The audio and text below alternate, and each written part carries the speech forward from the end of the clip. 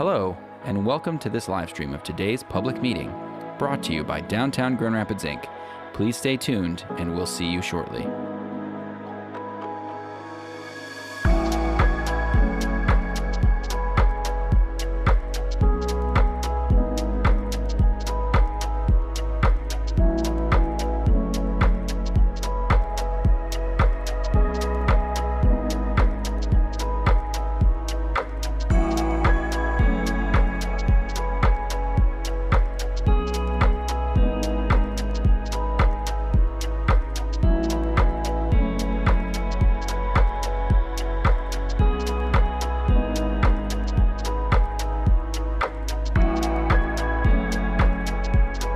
Hello, and welcome to this live stream of today's public meeting, brought to you by Downtown Grand Rapids, Inc. Please stay tuned, and we'll see you shortly.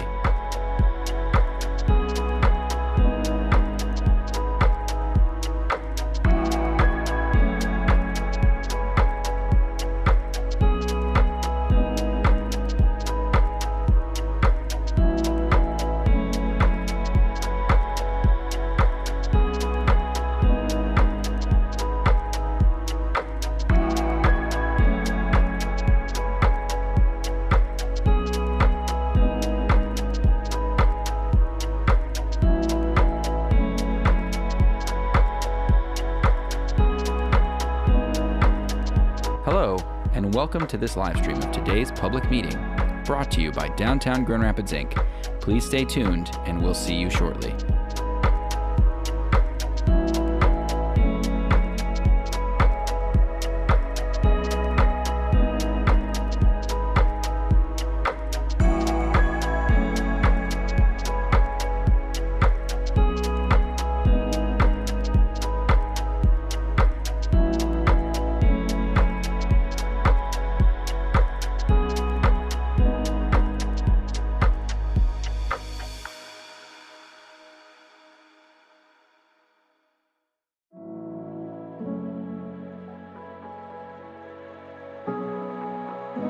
Hello, and welcome to this live stream of today's public meeting, brought to you by Downtown Grand Rapids, Inc. Please stay tuned, and we'll see you shortly.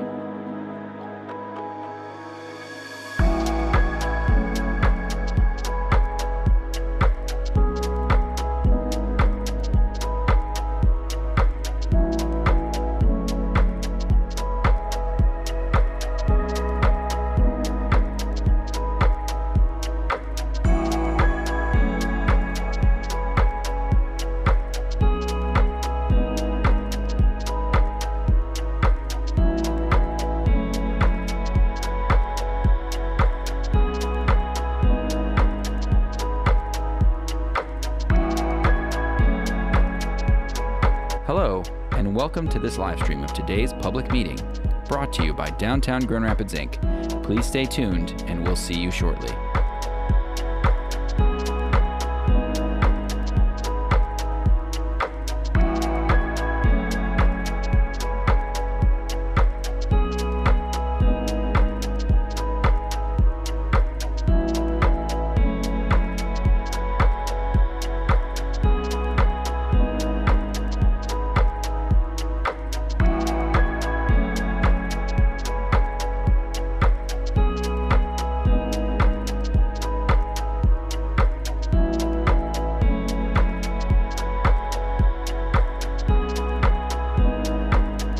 Hello, and welcome to this live stream of today's public meeting, brought to you by Downtown Grand Rapids, Inc.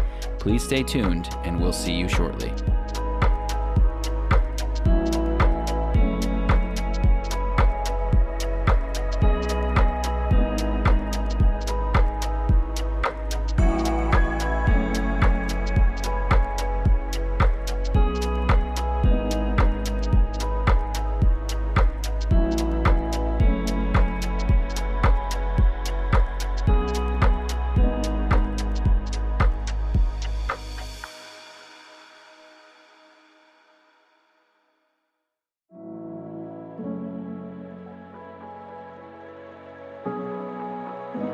Hello, and welcome to this live stream of today's public meeting, brought to you by Downtown Grand Rapids, Inc. Please stay tuned, and we'll see you shortly.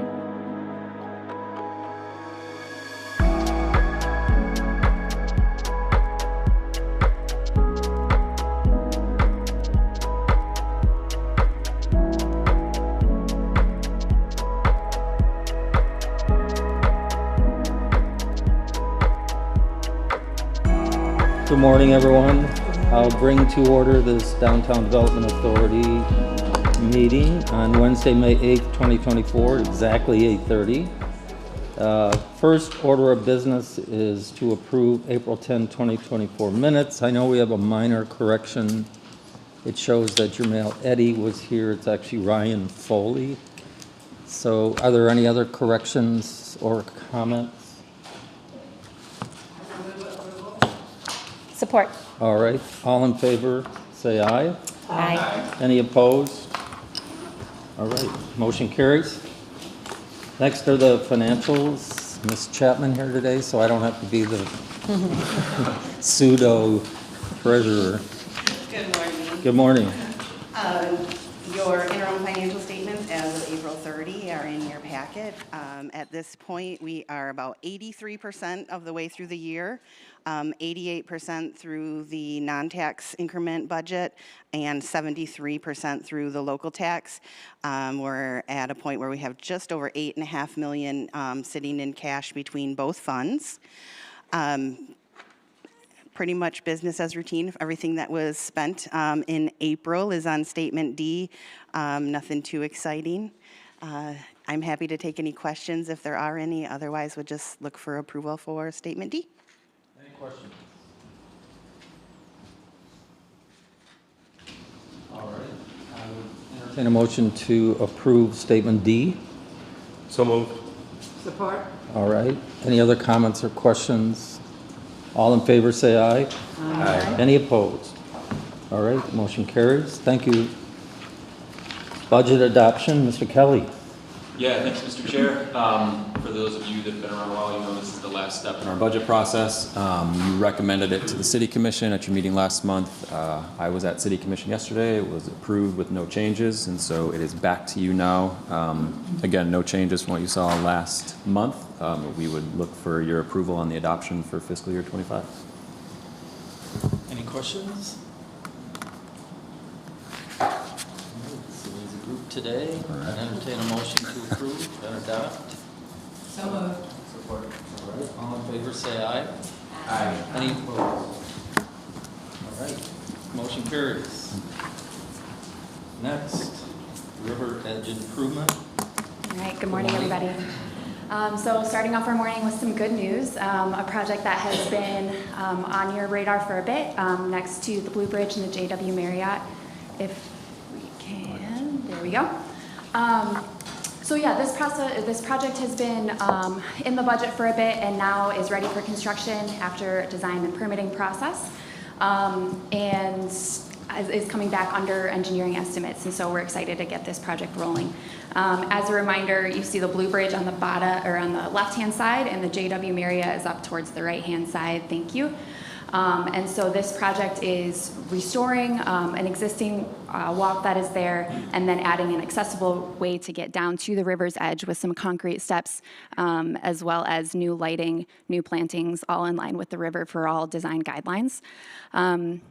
And so the project received bids last week.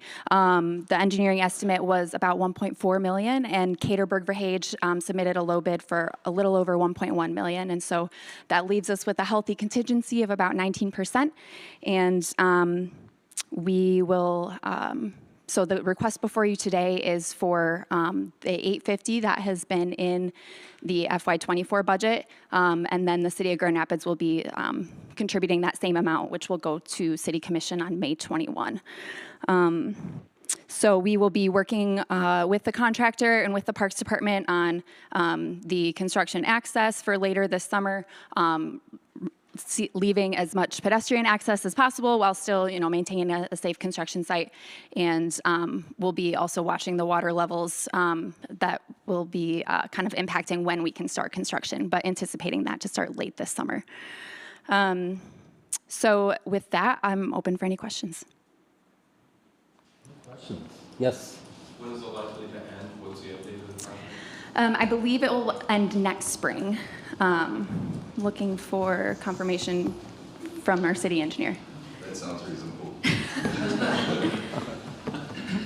And we'll know more once construction starts, how things are rolling. So.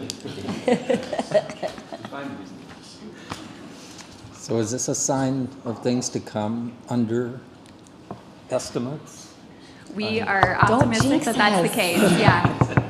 This process, it took a long time to create those construction estimates because it's such a tricky site to access. So we're definitely learning a lot through the process about how and where we can stage things, learning from projects like the River Edge project at the museum about, cost estimating and unexpected things along the river. So I think we're getting better at it. Good. That's great. Anything else? So that was going to be my question. There's an exit point for small watercrafts, and I'm wondering, is that now part of all the different projects, right? The larger project that's taking place? We're working on it. Yeah. Yeah, always with an eye towards access. Yeah. Absolutely. Yeah. Yeah. Yep, and so this is a good example of one of those small exit sites for the water trail that will be coming through downtown Grand Rapids as well. So any River Edge project we do, looking for opportunities to add in, put in and take out points, as well as opportunities to physically get down and touch the water. So Anything else? Yeah, I feel like we should celebrate. I feel like we've been talking about this Yes. for We 2 have. years now, or longer. yep, it's been closed for a long time, so we're excited to Yeah. open this back up to the public once it's done. Well, before Awesome. we jinx it, can I entertain a motion to approve? I'll make a motion to approve. Support. All right. Any other comments? All in favor, say aye. Aye. Any opposed? Great, motion carries. Thank you so much. Awesome. Okay, another great project, 111 Lion Brownfield Resolution. Mr. Kelly? Yeah, thanks, Mr. Chair. I'm going to tee this up. I'm going to invite Sam Cummings to kind of give us a little more information, and then we can kind of talk through the mechanics of what's going on. But just maybe to summarize, the request before you is to approve a resolution agreement with the City of Grand Rapids Brownfield Redevelopment Authority to forego tax increment revenues to facilitate the redevelopment of 111 Lion. A little bit of a mouthful, but Sam will give us an overview of the project. I think you'll see some of the benefits and just how excited we are to see this happening, and then we can talk through what the DDA is being asked to do. So with that, Mr. Cummings. Morning. Thank you, Mr. Kelly. Thank you. Good morning, everybody. Do I need this? Can you hear me without this? I need it. Oh, for the, yeah, right. Oh, okay. What's that? Okay. It might, actually, yeah. No. So, thank you for allowing us to be here. It's actually pretty exciting because in Grand Rapids, we tend to like to lead, and you probably have read a lot about office to residential conversions in various media outlets across the country. The practical reality of those things, however, is that the percentage of office buildings that lend themselves to those conversions are very small for a number of reasons. And the floor plates, lease term, ... So fortunately, 111 Lion is an ideal floor plate for residential conversion. We acquired the Vandenberg Center in 2016 with the goal of bringing it back into the design into what a city of the 21st century would like, not a city of the mid 20th century, which what it was designed for. We accomplished the original goal, which was we call it in our retail world, leading use, following use, by activating the ground floor, opening up the plinth. We spent about 18 months converting that granite wall into transparency and activating it. Our previous goal was to attract a large corporate tenant to refill 111 Lion after doing that. I don't have to go into the nuances of what happened in the world and cities over the past 4 years. Needless to say, that did not materialize. We did come in second place twice, but nonetheless, I like to think that everything ultimately leads toward the end result. So here we are today. The passage of, again, Michigan, I think, is really on the leading edge of some of this stuff. The passage of PAs 90 to 93 last December expanded brownfield eligible activities from a small, narrow group of activities that were mostly around public improvements. I don't have to tell you these things, probably. Public improvements and functional obsolescence, et cetera, to essentially residential activities on non-agricultural land, which really opened the door to allow for the engineering, et cetera, costs to the gap to be bridged and allow for this conversion. So we're extremely excited about it. One of my early kind of city restoration heroes was, after he got out of jail, was Ian Schrager, who many of you know him as the owner of Studio 54. He did some time after, without getting into detail there, but he pioneered the boutique hotel movement. And he took cold iron, as Mayor Logie used to call it, and he partnered with Philippe Starck back then and reimagined the interiors and really made them extraordinary projects. Morgan's and Paramount in New York, and maybe one of his most famous, Delano in Miami Beach. That's really been the inspiration for us for this project. Is the floor plates are really extraordinary. I think we have an interior rendering here somewhere, don't we? Who's controlling the? I have it. I think you got it. So I don't have a whole lot of pretty pictures for you because the building's standing there. So any rendering would just be, you know, I'm reasonably artistic, but it would just, oh, you've got it. I've got it here. Thanks, Tim. There's floor plan. Can you bounce? There it is. So I want to just point out the fenestration on this building. Part of our biggest challenge is actually reframing this question, because I think some people from the outside, the brutalist architecture draws strong emotions.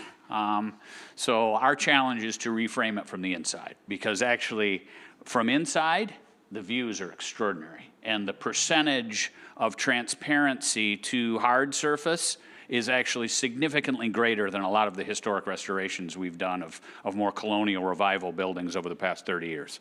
So it's really extraordinary. We've demoed the 8th floor, and you come out of the hallway into this living space, and it's beautiful. Floor to ceiling, these vented windows. It's a design that was, you probably don't want to know all this stuff, do you? It's a design that was pioneered by Yamasaki, this kind of finned fenestration. But anyway, it looks beautiful looking out over La Grande Vitesse. It's very cool. So 140 units. It is the project eligibility. All of them need to be at or less 120% of area median income. We've had great discussions, and I want to especially recognize the City of Grand Rapids and Jono and Tim for working with us on this for many years. We have agreed that a significant portion of the units will actually be even more affordable at 100% AMI. Again, 140 units. More to come. We have a lot of additional space on the plinth and under the building that we intend to make amenity rich. Our goal is to recreate a community within the community of downtown at Vandenberg Center, and we're very excited about it. I will stop there and field any questions. How much square footage does this remove from the office inventory? That's a really good point. So thank you for bringing that up. So we've talked about ad nauseum, a number of us around the city about the city that figures out how to convert older office space into residential is going to win for two reasons. One, because there's so much demand for residential, but two, to actually begin to try to create some scarcity in the office market. So this takes off about 100,000 square feet plus or minus of office space, removes from the market and converts it to residential. Any other questions? Could you share timing, assuming everything's? Building's in the air. My goal, early estimates are, 12 to 14 month construction duration because, the core and shell is there and it's empty. I would really like to deliver this, start swinging hammers in September if we can. September, October. Yeah. So, with that, thank you, Sam. Maybe just real quickly to summarize what's being asked. So the way this would work, and Sam kind of touched on it, the brownfield program has more eligible activities than the DDA does, and so it allows for a higher level of reimbursement. DDA is in first position, so what's being asked is DDA allow sharing of the increment captured with the brownfield that would then go to the developer and make this project feasible, is the simple way to put it. If you have questions on the details of that, please let me know, and I'll kindly kick them over to our friends at the Economic Development Department. And I'm happy to field too. Yeah. Okay. But that is the crux of what the DDA is being asked to do. Exciting project. Yeah. So we need a motion to approve this resolution. I'll make the motion to approve. Thank you, Mayor. Support. All right. Any other questions? All in favor, say aye. Aye. Any opposed? Motion carries. Thank you. Congrats. Good Thank you, luck. guys. Yep, appreciate it. Look forward to the ribbon cutting. The groundbreaking. Yeah, groundbreaking. Yeah. Thanks, Sam.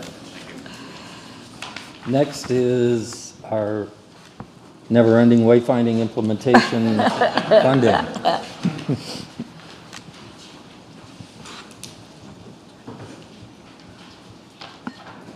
All these new residents, we gotta show them where to go. Mm-hmm.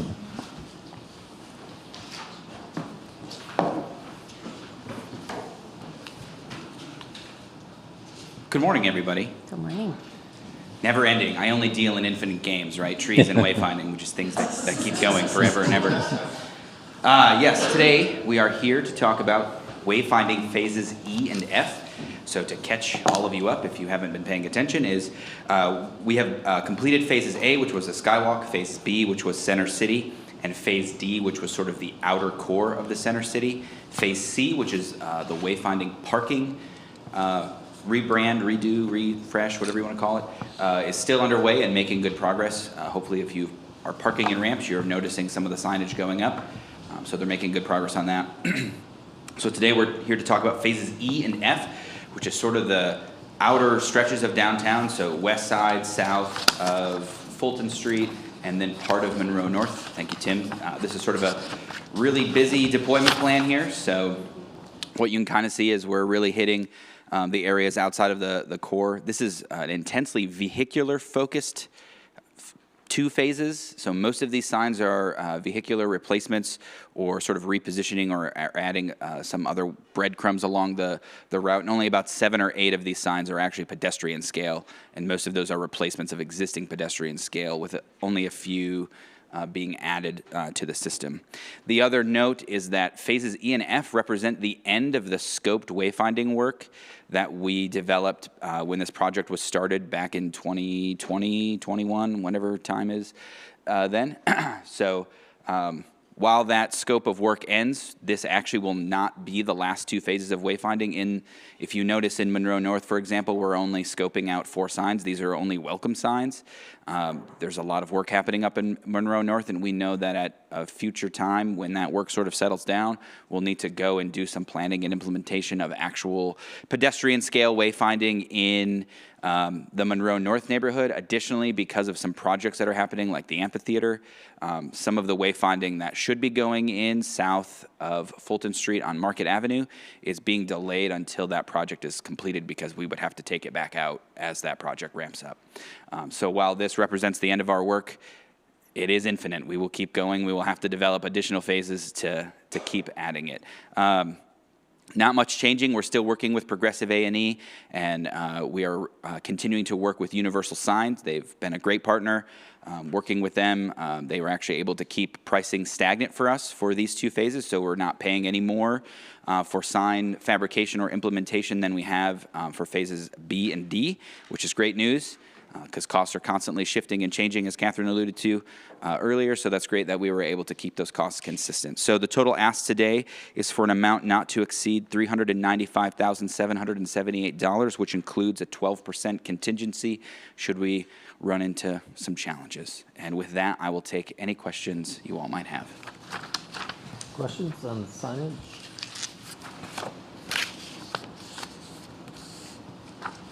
How about the, remind me about the computerization of the, The converting digital kiosks? Yes. That's a great question. So that work is tied. I've had 2 great questions. 2 I great know. questions. Look at you. You're on a roll. Not even that. You're crushing it today. You're not even drinking coffee. Yeah, so great question. That work is tied to some additional work that we are doing on our website.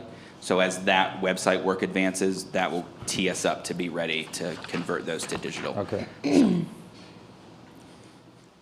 Any other questions? All right, I'd entertain a motion to approve. Support.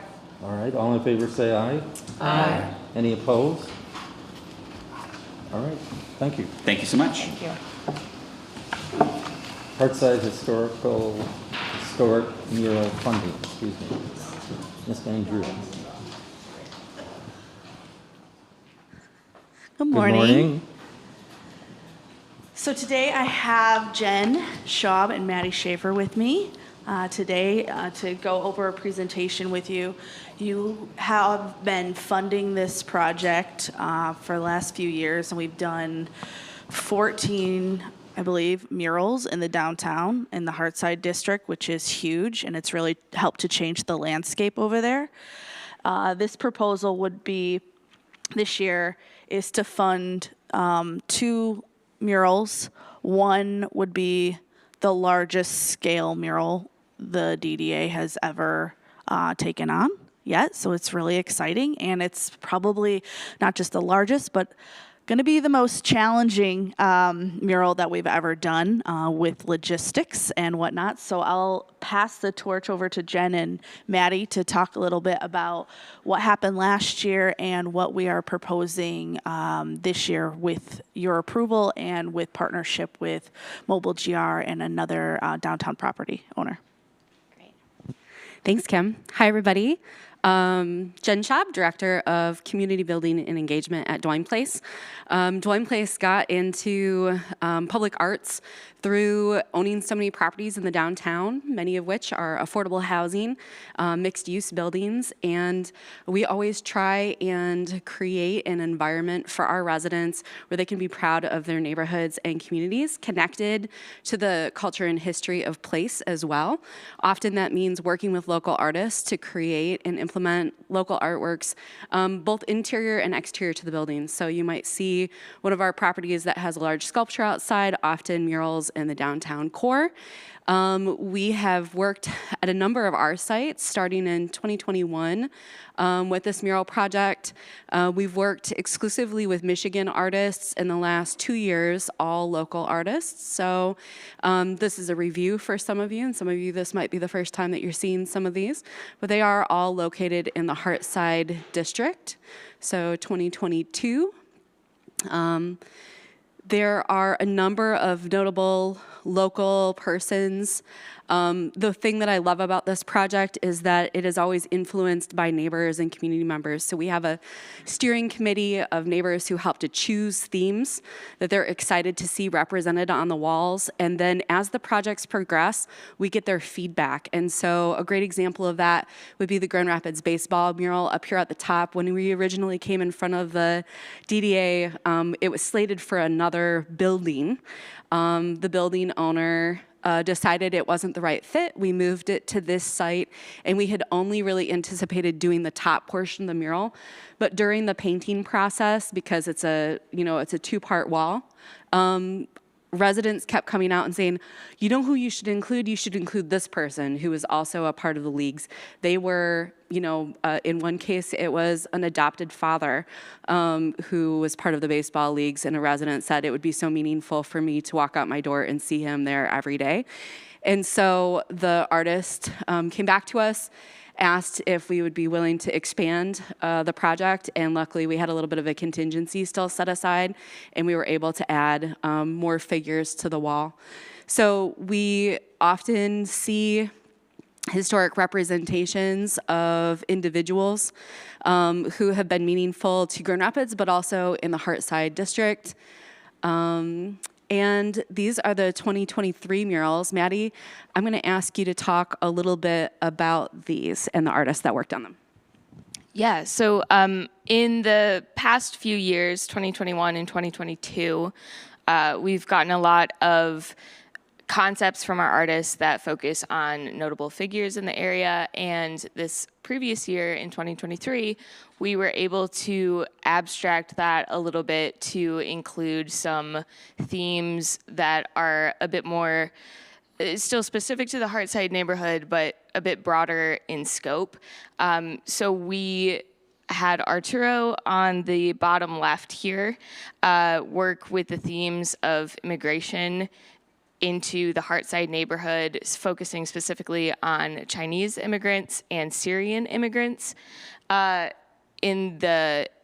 specifically like near the St. Mark's Church and the residences that they took up and the businesses that they started.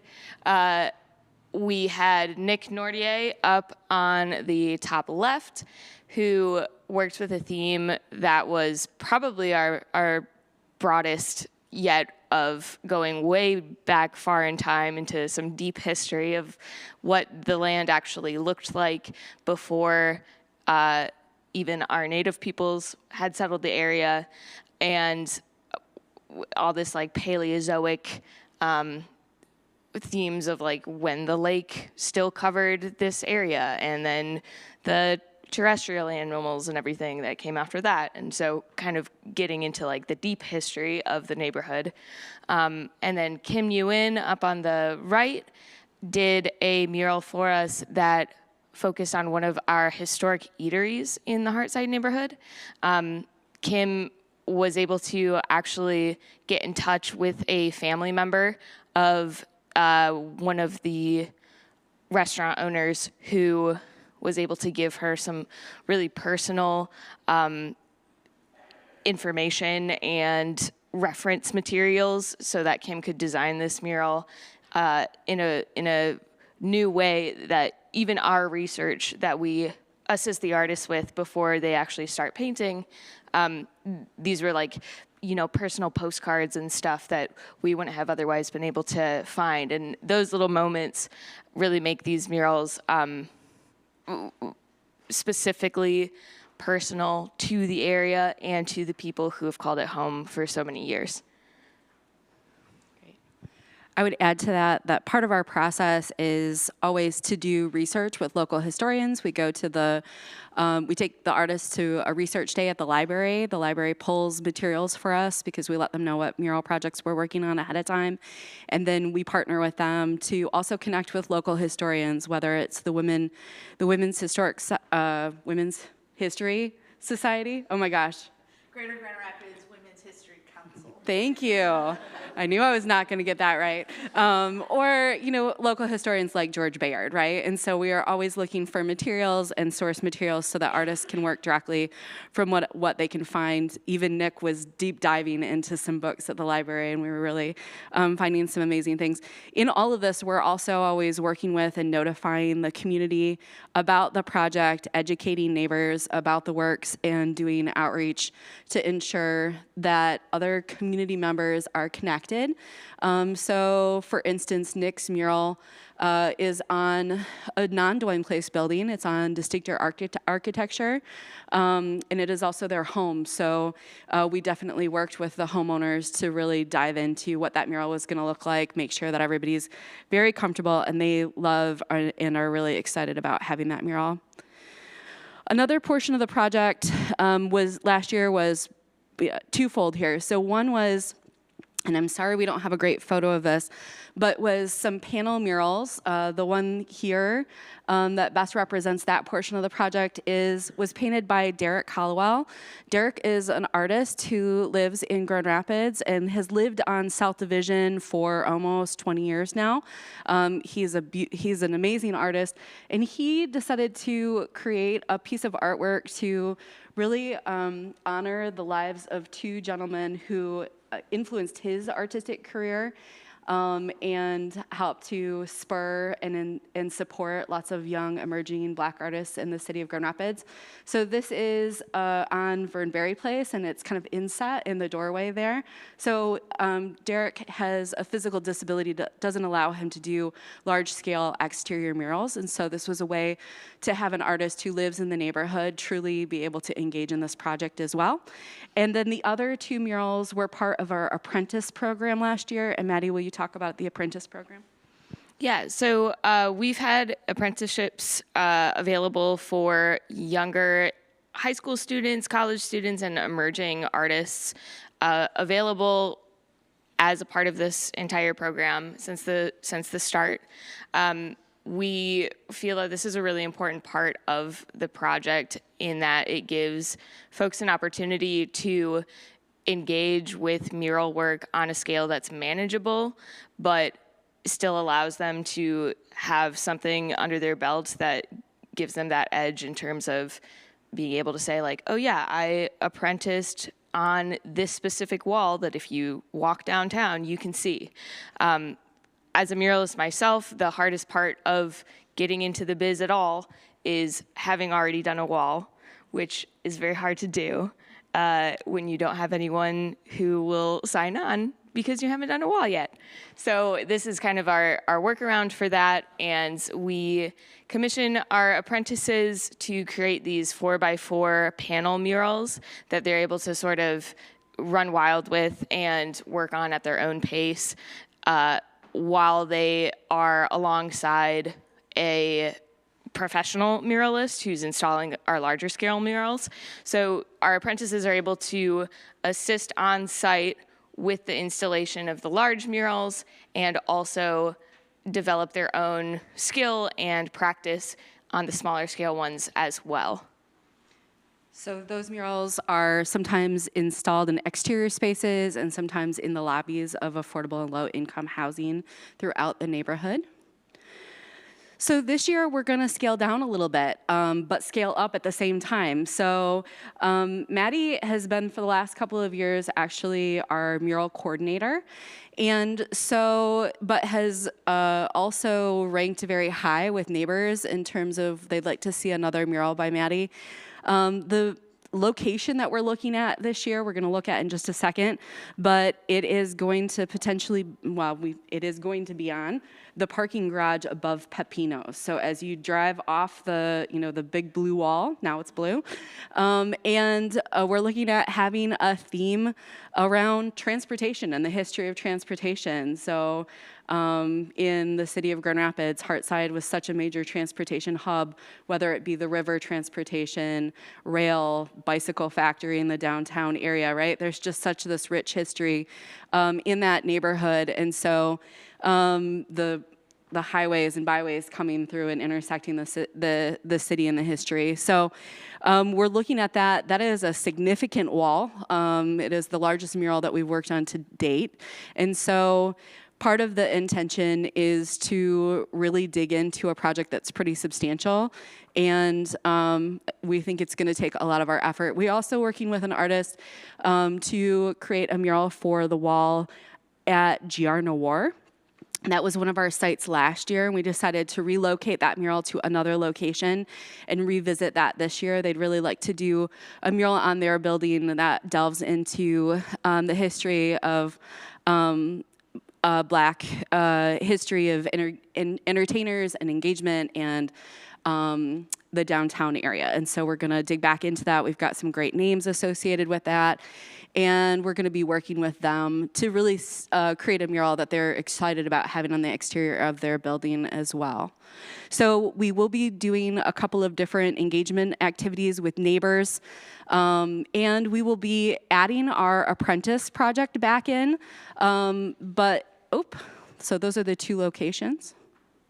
So just as a reminder, this wall is now bright blue, but hopefully will be a great backdrop for that. And then the mural for, I'm not sure, it's kind of hard to point, but it'll be kind of that first and second story up to yes, not all the way up to the full, so it'll be there up to there. Thank you very much. Will be where that mural is located. So our timeline, apprentices this year are going to operate a little bit differently. We're going to be actually training them to be future mural coordinators, so that if and when Maddie is ready to step back, we have other people who are able to coordinate in that way. And also Kim has noted that there are other people who have requested people who can help with that portion of implementation. So we're going to be working through approval with parking because it's on a public parking structure, the Historic Commission, City Arts Committee, and then we'll actually get into mural creation and production in June, July if we get approved today. So the ask on the table is for $59,100.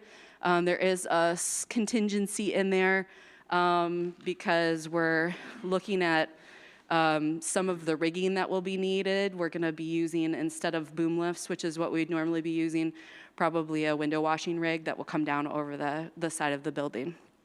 And then, of course, the projects always spur on mural opportunities and events. So everything from a ribbon cutting with family members for Ella Mary Sims's family to the mural tours that we do with Carolyn Cook. So that's the project in a nutshell. And we're hoping that y'all will help support again this year. So the actual official ask to you today is for an expenditure not to exceed $60,000 to fund the two murals, also the apprenticeships. Just to note again, how large this scale mural is. There's not a lot of local artists that are capable of doing such work, and it's really exciting to be able to team them up with Maddie and to train them on how to do this, because this jumps them off to other regions and other states even to further their careers. So, Any questions? Support. All right, all in favor say aye. Aye. Any opposed? Good work, good luck. thank you. Thank you. Okay, Ace, come on up. So I'm still here. I'm also here with Ace with the Global Water Fest. We're excited to talk about what is to come this year with planning for this staple event in our downtown. So with that, you hit down and that's up. The opposite of what you're supposed to do. Hi, everyone. Thanks so much for having me today. This is an honor to be here. I'm so excited to talk about Global Water Fest 2024. Last year, we had a significant amount of people show up in downtown Grand Rapids. Look at this picture. This picture represents beautiful Grand River with the dragon boats in the water. We have paddle boats on the riverside, and then we have all these people just like peeking through. And it was so beautiful because we had the natives do the blessing of the water. We have a couple of religious people that actually represented Grand Rapids and also to perform some of the religious acts. So for us, it's a very welcoming event in the beginning before the races has begun. And we also have, talked to many of the other groups, community members, community leaders in the community. This year, we estimated 3,000 people showed up last year, and we had about 15 teams. And the goal for this year is to expand it to 25 teams and also add a new thing called night paddling. But it's something that we still have to work out the logistics with safety and making sure that this is something that we can do.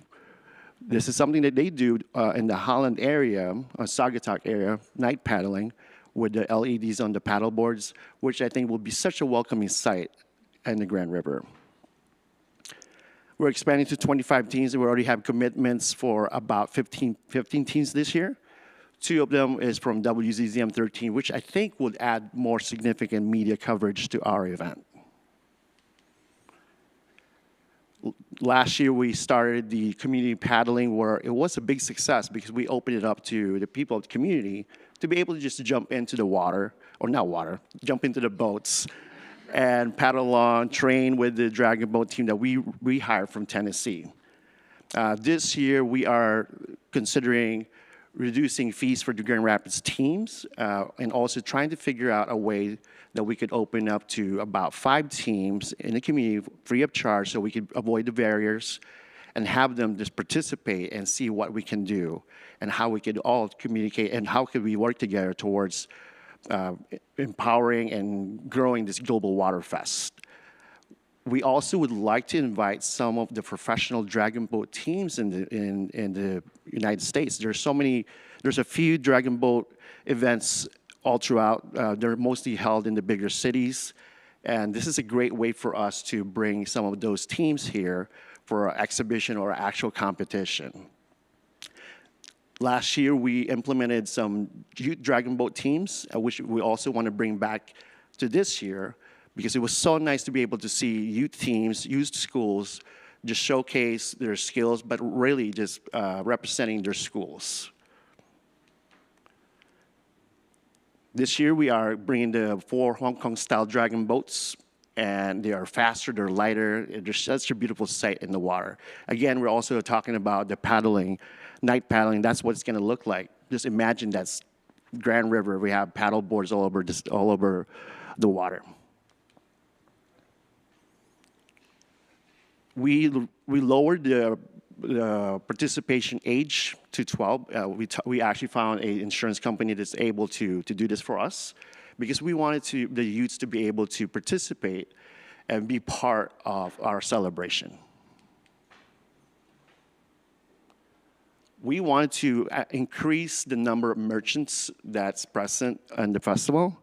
We also noticed that most people do come for the water event itself. And so we want to focus more on the water event as a sporting event, as the star of the show. I talked about blessing of the water. It was such a good sight. It was such a blessing to see Janan and our priest bless the water in the morning before the races.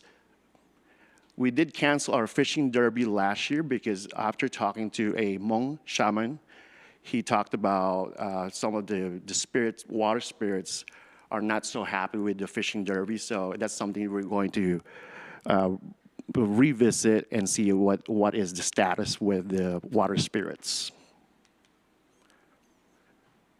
Highlighting the diversity of Grand Rapids, right? Grand Rapids is so diverse. We are so excited to showcase that we are more than just beer festivals, right? We have water festivals. We have all these cultural festivals. So what are we doing? So this is the youth races that we had previous year, and we're hoping that we could bring back this year because it was such a hit for the young kids to be able to get free fishing rods and to be able to just talk about the water. We had some environmental people and fishing people just talk to the kids. It was such a great engagement. Our goals for the Global Water Fest, of course, is to promote the Grand River as a recreational use, promote downtown Grand Rapids, and we just want to attract people. It was so great. The other day I was working at the restaurant, and some people were talking about they were here from Chicago because of the Lantern Festival, and I was like, wow, events like such as this bring people from outside to Grand Rapids, and for me, that is very exciting. This is the schedule of the events. We just have it's a full day event. So if you guys want to participate, well, we'd love for you guys to participate. It's just be able to commit at least a few hours of your time. Some of the changes that we're trying to do this year is like, reduce costs, reduce expenses, because we want this to be a sustainable event. We want this event to continue on for a very long time, to be part of like the river. We talked about access to the water. We talk about the amphitheater. This is all like part of it. And I believe, my biggest belief is, we talk about diversity, equity, inclusion. The biggest flex that downtown Grand Rapids can do is empowering a group of volunteer individuals, mostly comprised of women and people of color, to lead the charge to something so significant that impacts the Grand River and impacts the city of Grand Rapids. And with that, the ask is $2 million. Just kidding. You're in trouble. Yeah. So actually, the official ask is not to for $35,000. And again, this is it's a one-of-a-kind event to our community. There is nothing like this event here. This brings in so many cultures together. Our Goal 5 committee really wanted more water activities, and when we're funding events along the river corridor, they're usually land focused. This is both land and water. And also they wanted more cultural events. They wanted a world global event, and we don't have that here in Grand Rapids besides this festival. There's so many cultural events going on, which is wonderful.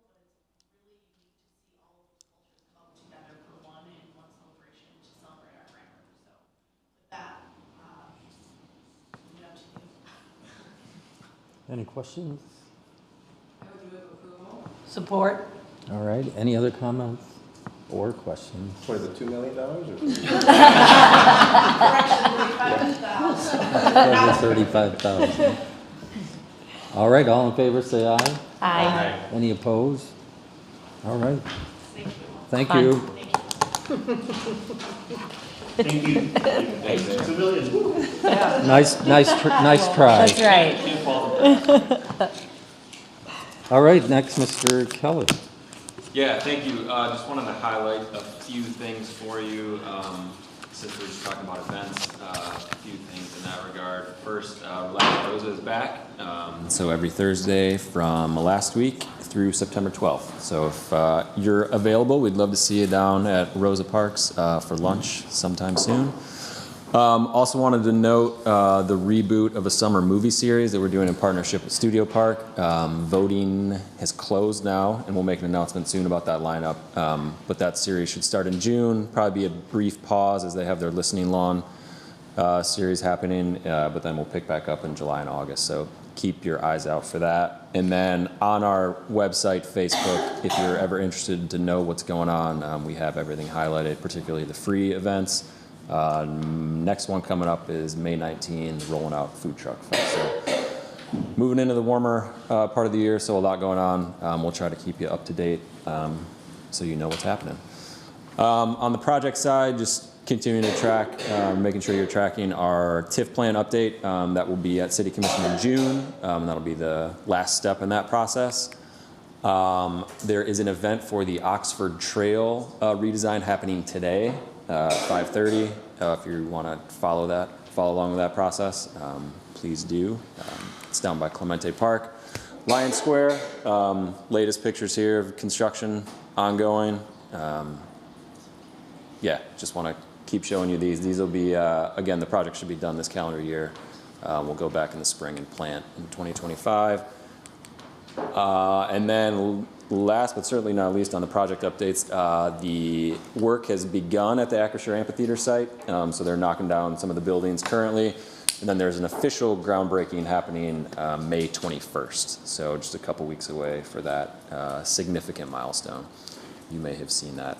Two other notes I wanted to put on your radar. One, the Las Conchas futsal courts did receive the Award of Excellence from the International Downtown Association.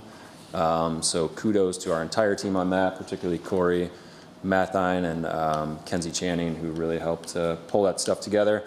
So we'll be getting an award at the fall conference from IDA. And then lastly, Kenzie, if you weren't aware, her and her family are actually moving. They're moving to Eugene, Oregon. So just wanted to acknowledge her. I think she unfortunately couldn't be here this morning with some other stuff going on, but her last day is May 17. She did remarkable work for us on the DNN and as the manager of Neighbor Experience, so we are sad to see her go, but wish her and her family well as they move west. So with that, I'm happy to take any questions.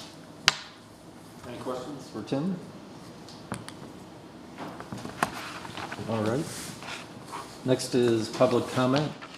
Does anyone in the audience would like to step forward? Now is your opportunity. Seeing none. Any comments from around this group to better our day? Or not. It's a quiet group today. It's a double loss because Ken Channing did a great job for Kent County, so yeah. Yeah. That's too bad. Wow. All right, on that note, we'll adjourn. Thank you, Chair. Well done.